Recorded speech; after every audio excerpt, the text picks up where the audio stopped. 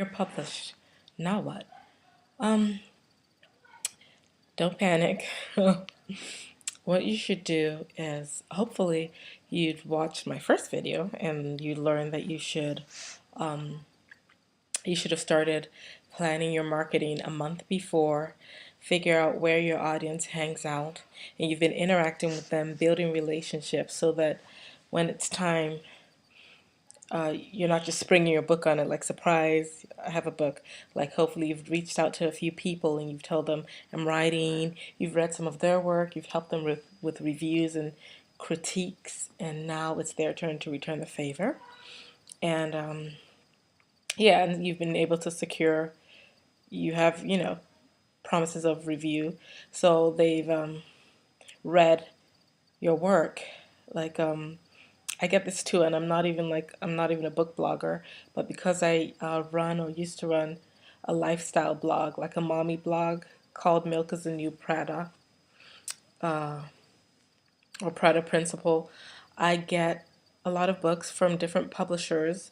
Some categorize me as a mommy blogger or whatever, so I get children's books, I get chick lit, I get all kinds of books, and with the hope that I would review them and post reviews on my blog. And I don't even have that many readers. I mean, it's still there, but I rarely post, so I'm not sure what my audience is now, but yeah, so you can imagine I get these for free. They mail them to me. They're called ARCs or advanced review copies.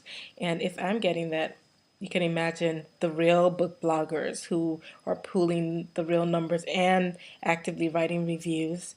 You can imagine how many copies are being sent to them.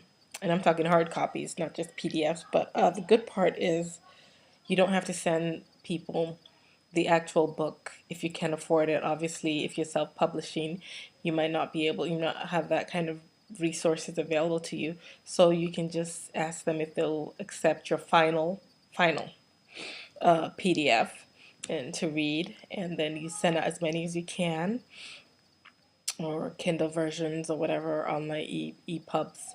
Let them read, and yeah, start writing your reviews. Set up pre-orders if you can, so that you can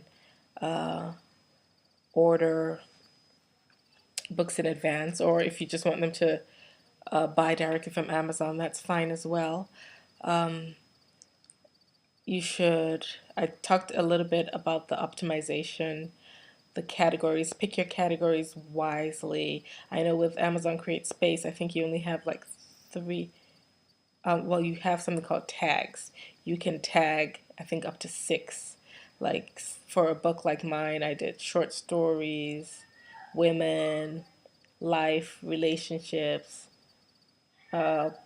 maybe African American, maybe Afropolitan. I can't remember, but I think I put Afropolitan and then I removed it because I realized that's really not a category. Very few people use that word. I just tend to use it a lot these days. So, yeah, I realized that most people wouldn't type that in when looking for a book, but you have to choose those wisely. I would say look for a category that describes your book so that, like, don't put like sci-fi if you're not writing that. Don't put young adult if it's not, because you only annoy people if they're looking for that kind of book and they pull up yours and you put it there because you thought that category was not saturated. And that could work against you. And for launch day, you want to have at least a soft launch or online launch, and make sure a book tour is a good idea. A friend clued me into that late. Actually, I was late, so I didn't realize most of them require 1 to 3, with one being the minimum, 1 to 3 months advance notice, so that they can put your book on an online book tour, which is where bloggers will talk about your book and blast it to their readers on Twitter and on Facebook. And it's a way to get good exposure and maybe some reviews. And I think all you have to do is pay them a little money, and as little as $50, or and it goes up from there, and they'll give you publicity, and maybe you participate in giveaways. Giveaways are nice. Everyone likes to win something, even if it's a copy of the book or some kind of treat or whatever. So that's something to think about. Facebook does advertising. I haven't tried it out yet, but I hear it's really important just to target. Like, you have to, again, targeting, you you have to optimize the targeting because you don't want it blasted to people who have no interest in your genre, or like, yeah. So you have to really work with their people to figure out what will work best for your book. I mean, you're going to have to market it. And most people, most writers just want to be left alone. We just want to write and not market it. But it sucks, I know, but you just have to because you don't have a publishing house behind you to do this for you. So you're going to annoy some people and a lot of people because let's face it, let's get some facts out there. The only really invested in your book is you, because, and rightfully so, it's your book. You spend these months or years crafting it, so you're very invested and it's personal to you. But quite frankly, it's not personal to anyone else. And the least they owe you, they don't even owe you that, but I mean, the most a good friend will probably do is buy a book or a couple of copies to show support and maybe tell someone about it or whatever. If you're lucky, they might tweet about it for you or share on their Facebook, but they don't have to. So, bottom line, you're your strongest advocate if you're not with a publishing house. So some people have hired publicists or whatever, but still, you're still going to need to talk about your book. I'm sorry, that's just it. Some say, oh, if you build it, they will come. No, I don't believe it. Yeah, not in this self-publishing business. You're gonna have to do a lot of word of mouth first until people read it and like it and tell others about it. And some may read and like it and not even tell others about it because it's just not their style. You see what I'm saying? And you have to respect that. That's part of the course. You're just gonna have to understand that this is your duty and this is what comes with it. And a good strategy is to uh, write a series. Like, write a series. If you're writing a novel and it's one in a series, that is great. A good strategy that people are using are these, especially for Kindle books.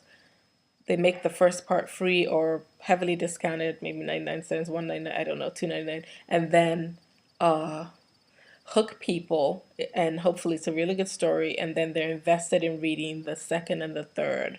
You know, take 50 cents of gray, 50 shades, 50 cents of gray, 50 shades of gray, for instance. It was a good book. I mean, obviously the first one was a huge hit, but she had clearly written the trilogy.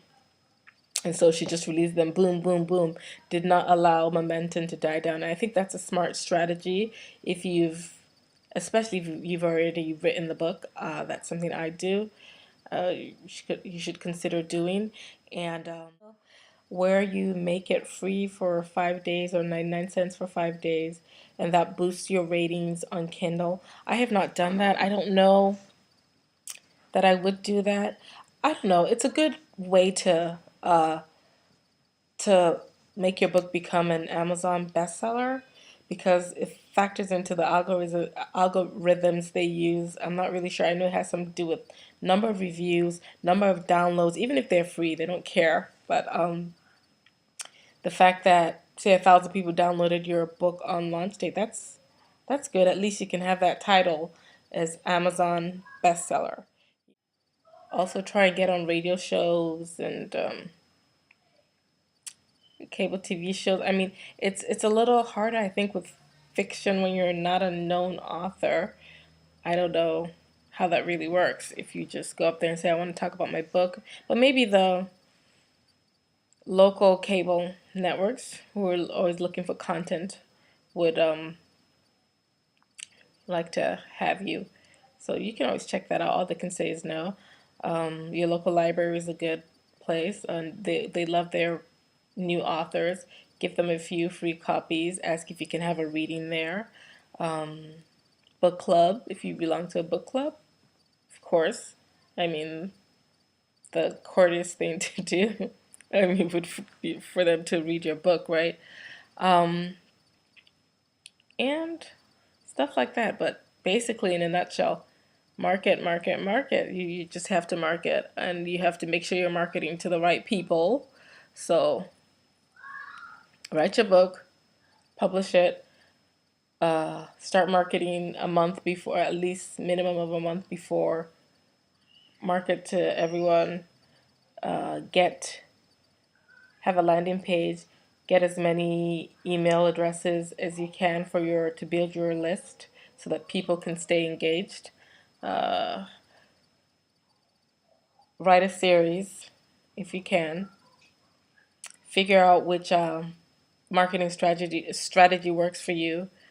Are you going to give the first book for free, or do they get a discount on the second book, or how does that work? I mean, how can you use that to your advantage? And stay engaged as much as you can. Book clubs, libraries, online book tour, social media is huge. I find that's basically the only marketing. That's basically it. If I think of any other tips, I will let you know. Um, I'm gonna do another video for Valentine's Day. That should be really cool. And I'll be talking about my favorite books and books that I feel have influenced me. I'll just pick like maybe 5 books and talk about because I love so many books. But I'll try and make them as diverse as possible. And I bet you'll be surprised about what I like and what I really love to read or what I used to love to read and all that. And I'd love if you share yours. So like this video, drop a comment, engage on Facebook, engage on YouTube. My Story She Wrote channel is called Story She Wrote Media. Give us a like and drop a comment. I'd love to hear from you. All right, bye. Also, there might be another surprise for Valentine's Day. I don't know. There might be a giveaway. We'll see. All right, bye.